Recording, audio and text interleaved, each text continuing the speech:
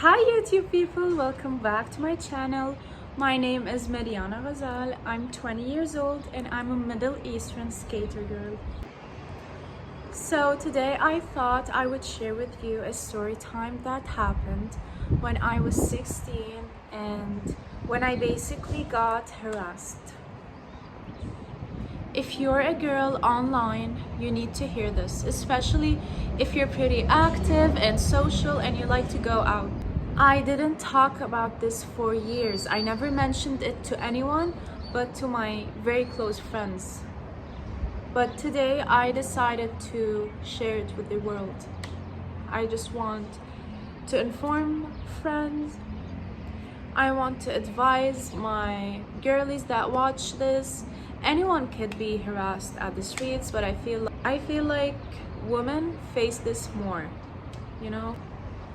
So my personality at 16 is somewhat similar to me now. I never really changed. Like from the inside, I still feel like I'm the same, but I'm now currently a much more mature version.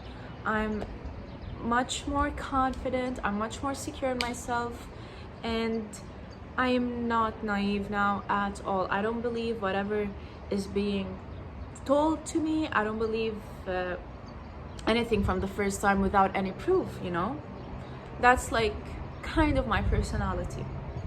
And at 16, I have faced some traumas, some difficult things in my life that I'm not really ready to share now, but I wasn't completely naive.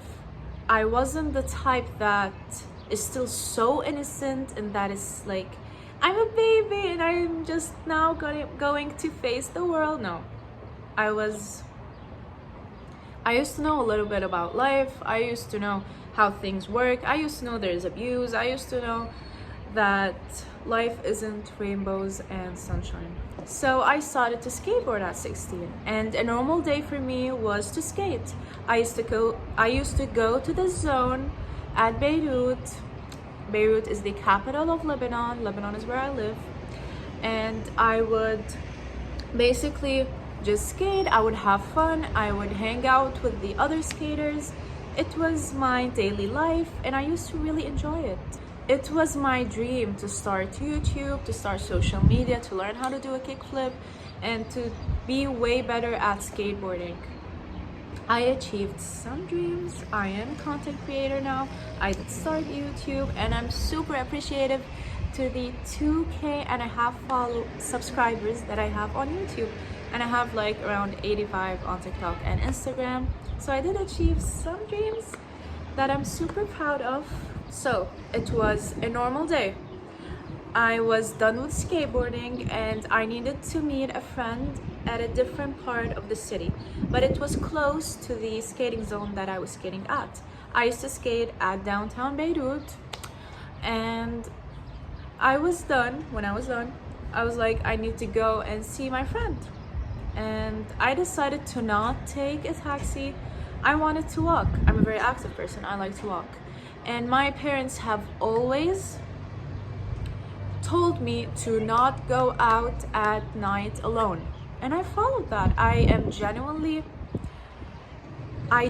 understand that it's not safe to go alone at night as a woman, you know, especially here. Like, it's not just about like me living at Lebanon. No, I feel like any place could be unsafe for a woman to go out, and I prefer to be safe than sorry. And I literally never like walk out in the streets alone at night. Never. I'm super active at the daytime, but I'm not active at the day-night. Did I say that right? Anyway, you get the point. English isn't my first language. So after that, I am walking. I'm having so much fun walking. I like to walk. And it was springtime. It was so nice. The vibe was really vibing, you know? So, and I was alone. After that, it's been about like 25 minutes of walking, and now it started to get really dark.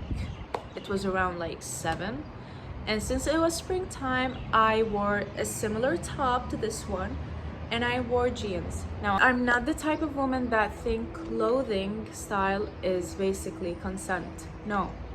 I would never blame a victim for the way she dresses, and I was a victim, and I'm not gonna sit here and be like, oh, it's because the way I was dressed.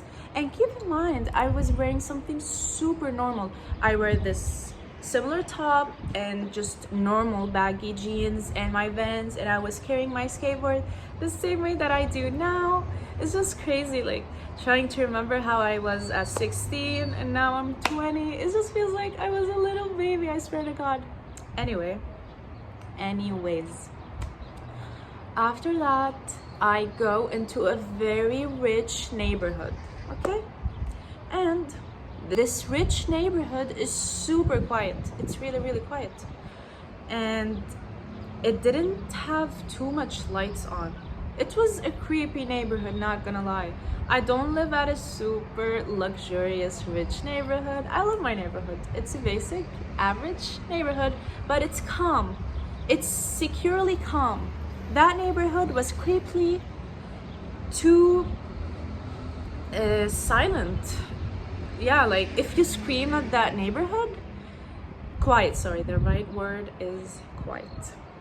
If you scream at that neighborhood, it feels like no one is gonna help you, no one is gonna see that you're there. I felt alone.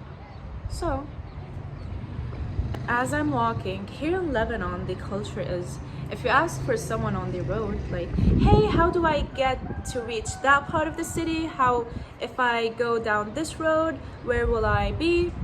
They will answer you. People here are very hospitable and they're very generous. They will answer you. So this abuser answers me. I ask a guy, he's like 21, maximum 25. I don't think he's 25, but he looks like he's in his early 20s. I ask this guy about how can I reach there, because I do feel like I'm quite lost. I'm asking him, how do I reach this part now of the location that I'm heading towards to? And he had his friend next to him. So I'm gonna call the main guy the abuser and his friend the devil, the silent devil. Why? Because his friend, he gave me this look that he was so blameful.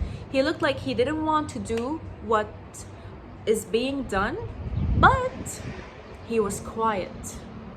When you see something bad happening to someone else and you stay silent, you're up to blame as well. Especially that there is no one but him, his friend, and me at that street. So I asked this guy, just like how I grew up and I was raised in this culture, whenever you're lost, you ask here at Lebanon. It feels safe to do. So I ask him, he looks at me, this guy. He doesn't just look at me at the face, he looks at me up and down. I'm like, I know what kind of guy you are. So after I ask him, hey, how can I head towards that place?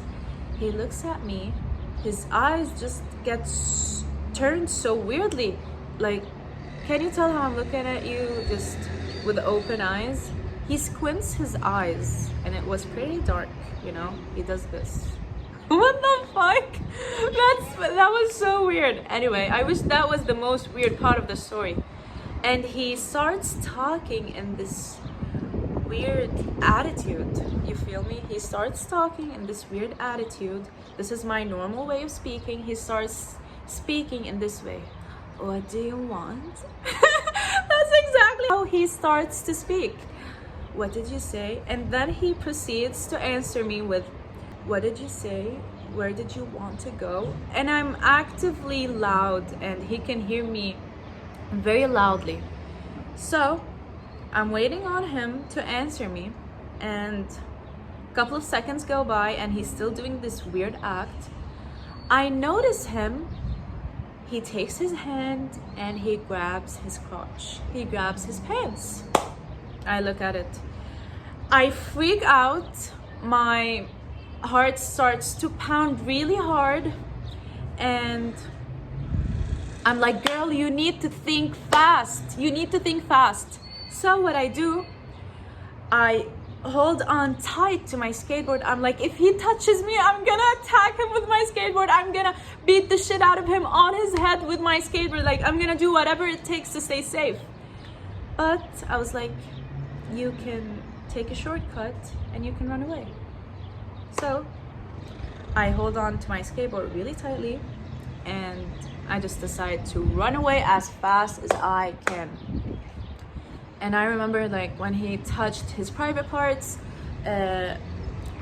he started to play with his private parts basically, and it was super disgusting. And I was just a child. I was a 16-year-old girl, but I'm so happy my quick thinking saved me. I swear to God, if I didn't think fast, I would have now, I don't know, been hospitaled. You don't know, like, he could have done what he wanted to do and he could have unalived me after. You feel me? Like, it could have been ended in such a horrible, disastrous way. And the silent devil next to him, basically, he kept on looking at me like so. Like, how can I, like, he's like thinking and he just looks super guilty. That's the type of look he gave me. And unluckily, if I see them now out in the streets, I wouldn't remember them. I do remember the facial expressions, but I don't remember how they look. I don't really remember their voices. And I was lucky, like, maybe the second guy, he did look guilty at first. You don't know, like, maybe if he's in the middle of abusing me physically, like, he would have joined in. You feel me? This stuff happens in real life. I'm just a logical person, you know? So after I run away as fast as I can, I run away. He doesn't follow me. And I reach the final destination that I want to head towards. And I promise myself, girl, you will never, ever walk alone at a street at night. And yeah, so I want to advise my young girls, my young viewers on YouTube, to never go out alone at night. Never go out alone at night, number one. Number two, always hold a weapon, anything, a knife, in case you get attacked. In case you get attacked, this is number two. Carry around weapons so you know how to fight back. Now, let's say, in my opinion, if there was a guy and there was a woman, in most chances, I'm not saying to go face to face and box the guy up and beat him up. No, don't do that.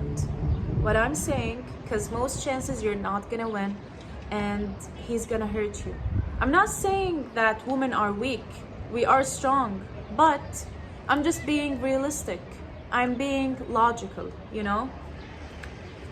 The second part is carry around a knife, some weapon, you know, and trust yourself to be able to fight back in case it happens. Number three is make sure you give your location to someone you trust, and make sure you always have your camera on hand. Like, don't go out with a phone that has no battery.